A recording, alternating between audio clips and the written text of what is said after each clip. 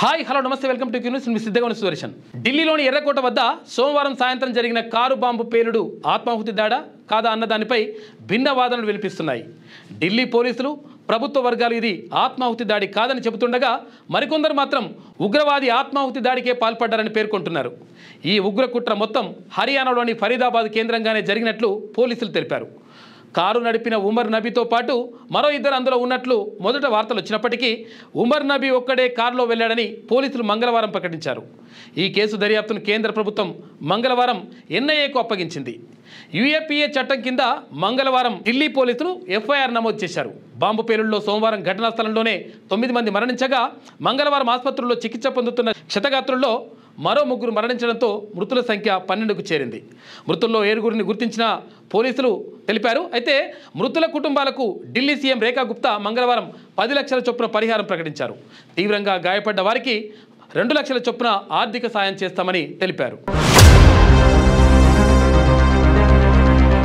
Car bomb పేలినప్పటి నుంచి దాడి తీరుపై భిన్న వాదనలు వినిపిస్తున్నాయి. మొదట సిలిండర్ పేలుడని భావించిన పోలీసులు తర్వాత అది ఉగ్ర దాడి అని ప్రకటించారు. మంగళవారం ఆత్మాహుతి దాడి అని మొదట అనధికారికంగా మీడియాకు తెలిపిన ఢిల్లీ పోలీస్ వర్గాలు సాయంత్రానికి ఉగ్రవాదులు భయంతోనే బాంబును పొరపాటున పేల్చి ఉంటారని తెలిపారు. తన సహచర ఉగ్రవాదులంతా పోలీసులకు పట్టుబడడంతో ఏం చేయాలో తోచని పరిస్థితుల్లో ఫరీదాబాద్ నుంచి పారిపోయి తిరుగుతున్న ఉమర్ నబీ బాంబును పొరపాటున పేల్చేసి ఉంటారని పేర్కొన్నారు. పేలిన బాంబు కూడా పూర్తిగా తయారైన ఇంప్రూవైజ్డ్ ఎక్స్ప్లోజివ్ డివైస్ కాదని తెలిపారు. ఆత్మాహుతి దాడి జరిగి ఉంటే ఆ ప్రదేశంలో గుర్తుపడి ఉండేదని, కారు లక్ష్యంపైనే నేరుగా దూసుకుపోయి ఉండేదని అభిప్రాయపడ్డారు. అయితే ఆత్మాహుతి ప్రతిసారి ఒకేలా జరగాలనేది ఏమీ లేదని మరికొందరు వాదిస్తున్నారు. బాంబు పేలుడుపై దర్యాప్తులో దాడికి ఉపయోగించిన I-20 కారు కీలకంగా మారింది. ఈ కారు సోమవారం ఉదయం ఫరీదాబాద్ నుంచి ఢిల్లీకి వచ్చినట్లు గుర్తించారు.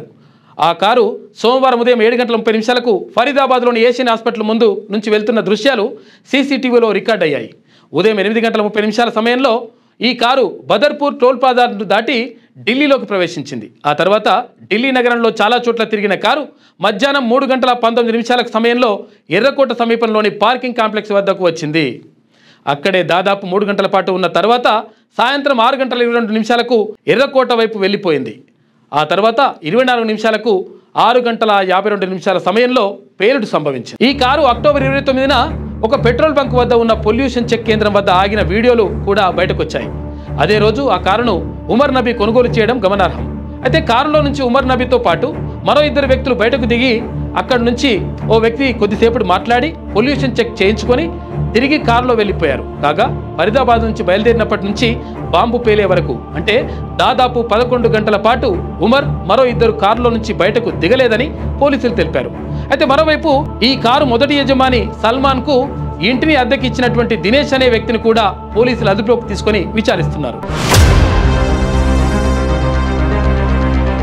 కారు బాంబు పేలుడుకు కారణమైన ఉమర్ నబీ గతంలో జమ్మూ కాశ్మీర్లోని అనంతనాగ్ ఆసుపత్రిలో రెసిడెంట్ డాక్టర్గా ఉన్నప్పుడు ఓ రోగి మరణానికి కారణమయ్యాడని తాజాగా బయటపడింది. 2023లో నబీకి పై అధికారిగా ఉన్న రిటైర్డ్ డాక్టర్ జిలానీ రామ్షో షాకింగ్ విషయాన్ని వెల్లడించారు. ఆ తర్వాత అతన్ని ప్రభుత్వం విధుల నుంచి తొలగించినట్లు వెల్లడించారు.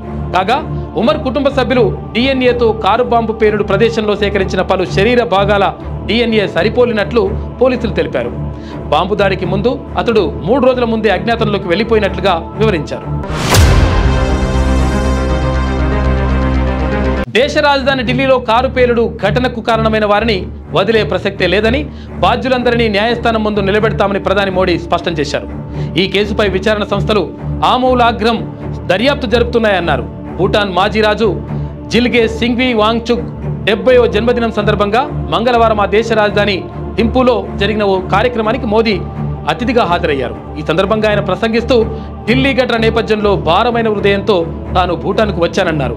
సోమవారం రాత్రంతా దర్యాప్తు సంస్థలతో మాట్లాడుతూనే ఉన్నారని తెలిపారు. పేలుడు ఘటన ప్రతి ఒక్కరిని కలిసివేసిందని, బాధిత కుటుంబాలకు యావత్ దేశం అండగా ఉంటుందని ప్రధాని ఉద్ఘాటించారు. बहुत भारी मन से आया हूं। कल शाम दिल्ली में हुई भयावह घटना ने सभी के मन को व्यथित कर दिया है। मैं पीड़ित परिवारों का दुख समझता हूं। आज पूरा देश उनके साथ खड़ा है। मैं कल रात भर భారత్ భూటాన్ స్నేహ సంబంధాలను ప్రస్తావిస్తూ శతాబ్దాలుగా ఇరు దేశాలు గాఢమైన ఆధ్యాత్మిక సాంస్కృతిక బంధాన్ని కలిగి ఉన్నాయని, అందువల్లే ముఖ్యమైన ఈ కార్యక్రమంలో పాల్గొనడానికి తాను భారత్ నుంచి వచ్చానని మోడీ వెల్లడించారు. మాజీ రాజు జిగ్మే సింగ్వే హయాంలో భూటాన్ రాజ్యాంగబద్ధ ప్రజాస్వామ్య రాజరికంగా ఆధునిక రాజ్యంగా ఎదిగిన పరిణామాన్ని మోదీ ప్రస్తావించారు. కాగా ఢిల్లీ పేలుడు ఘటనలో మరణించిన వారికి సంతాపంగా భూటాన్ రాజు జిగ్మే కేసర్ నాంగ్వ్యాల్ వాంగ్చుక్ చాంగ్లీ మెంతాంగ్ స్టేడియంలో వేలాది మందితో ప్రార్థన సమావేశం నిర్వహించారు. So let us all come together and pray for India, pray for Prime Minister Modi. May all your aspirations, may your vision and your service to India bear fruit. May you overcome each and every single obstacle, and may your dream of a even brighter, stronger, more prosperous India be fulfilled. But above all, we would like to take a moment and pray for the people who sadly lost their lives yesterday in Delhi. We'd like to pray for them. Las ngachi gutsugela.